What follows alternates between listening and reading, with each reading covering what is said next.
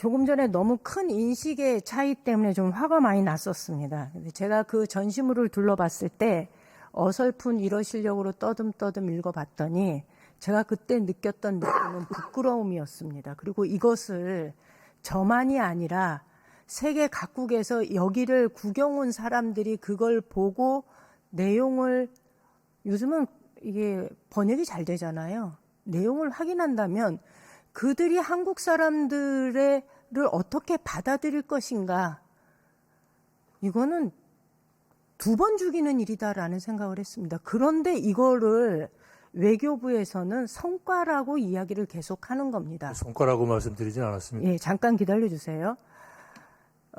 당시 일본 사람들이 조선인을 어떻게 생각했는지에 대해서 그것을 드러내는 거고, 그냥 그건 그들의 기록이다라고 얘기를 하시는데, 그들의 기록이라 하더라도 그것이 타인에게 관광지에서 어떻게 타인에게 보여질 것인가에 대해서 미처 충분히 생각하지 못했다면 저는 그거는 불찰이다라고 생각을 합니다. 만약에 그 전시물 밑에 과거에 일본인은 조선인에 대해서 이런 편견을 가지고 있었고 이 편견에 기반해서 가혹한 착취 행위를 했다라는 반성이 담긴 글귀가 해설로 담겨져 있었다면 아마 조금은 달랐을 겁니다. 그런데 그런 해설은 전혀 없었습니다. 그러니 그 내용을 봤을 때 제가 느끼는 감정은, 이거 다른 나라 사람들이 보면 어떻게 하지?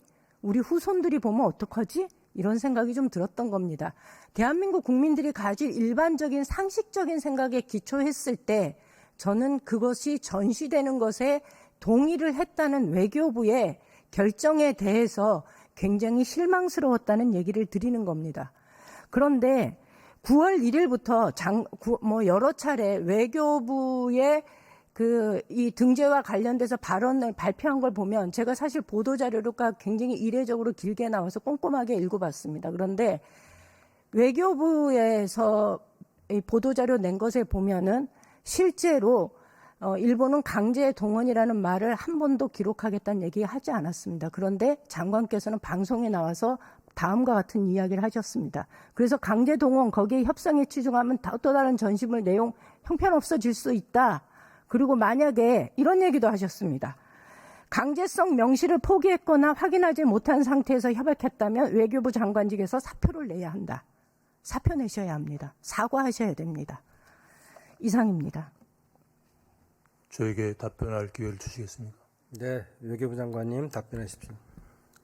먼저 그 표현과 관련돼서 그 표현을 듣고 비분관계하지 않을 한국 사람이 어디 있겠습니까? 그게 지금 이 시점에서 그런 표현을 한다면 당연히 삭제를 요구하든지 항의를 하고 사과를 요구해야 되겠죠.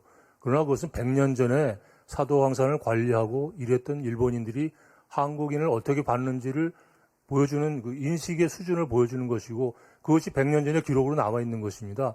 그리고 그 전시의 우리의 목적은 얼마나 가혹한 환경에서 우리 조선인 노동자들이 힘들게 일을 했는지를 보여주기 위한 여러 가지 사료들을 전시하는 것이고, 저희들이 찾은 것들을 이거를 보여주기 위해서 찾아낸 건데, 그걸 지금 와서 삭제를 한다거나 드러낸다는 것은 역사적 사실을 수정하는 것이라고 생각을 했기 때문이고요.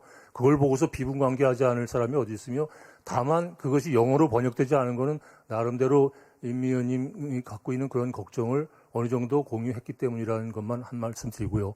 또 저 방송에서 제가 했던 말씀은 강제성에 대한 표현, 그거를 제가 확보하지 못했다면 제가 이 자리에 있지 않을 거라는 말씀드린 거는, 강제성을 2015년 합의 때 찾아낸 것도 제가 협상에 관여했던 사람으로 받은 것이고요. 그것을 확인하는 수준에서 확보를 했기 때문에 그 다음에 전시물을 수준을 끌어올리는 데 협상력을 집중해서 노력을 했다는 것을 강조하는 가운데서 드린 말씀입니다.